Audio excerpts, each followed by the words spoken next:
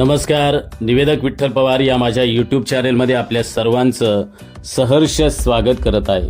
क्रांतीसूर्य महात्मा फुले यांचे जयंतीनिमित्त तथा त्यांचे पुण्यतिथीनिमित्त भाषण कसे करावे, सूत्रसंचालन कसे करावे याबद्दलची माहिती या व्हिडिओच्या माध्यमातून देतोय.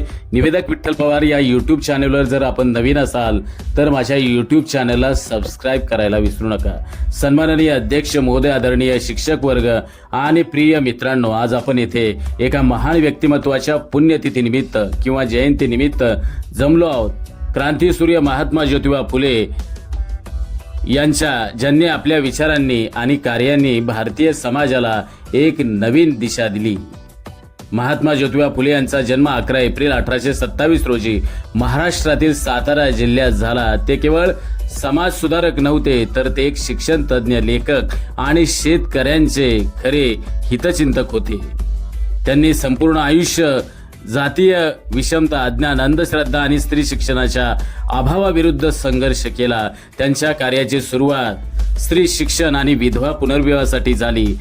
1848 साली त्यांनी पत्नी सावित्रीबाई फुले यांच्या सहकार्यानं पुण्यात मुलींसाठी पहिल्या शाळेची स्थापना केली. हे त्या काळातील क्रांतिकारी पाऊल होते. त्यांनी शेतकऱ्यांच्या दुःखांवरही प्रकाश टाकला आणि त्यांच्या हक्कांसाठी लढा दिला.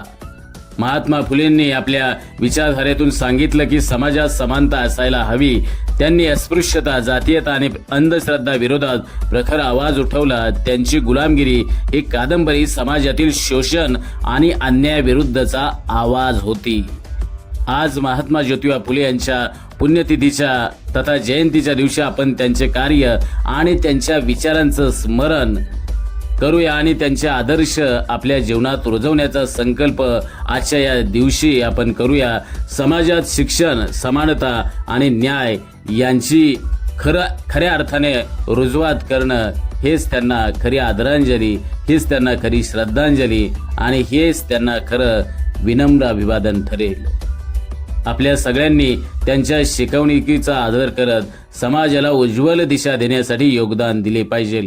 जय सावित्री, जय ज्योतिबा असं म्हणत आपण या सूत्रसंचालनाच्या कार्यक्रमाच्या स्वरूपाच्या माध्यमातून सुरुवात करू शकतो. अशा प्रकारे तुम्ही क्रांतीसूर्य महात्मा ज्योतिबा फुले यांच्या जयंतीनिमित्त तथा पुण्यतिथीनिमित्त हे साधं सरळ सोपं छोटंसं आणि तितकंच प्रभावी भाषण नक्कीच तुम्हाला आवडलं असेल.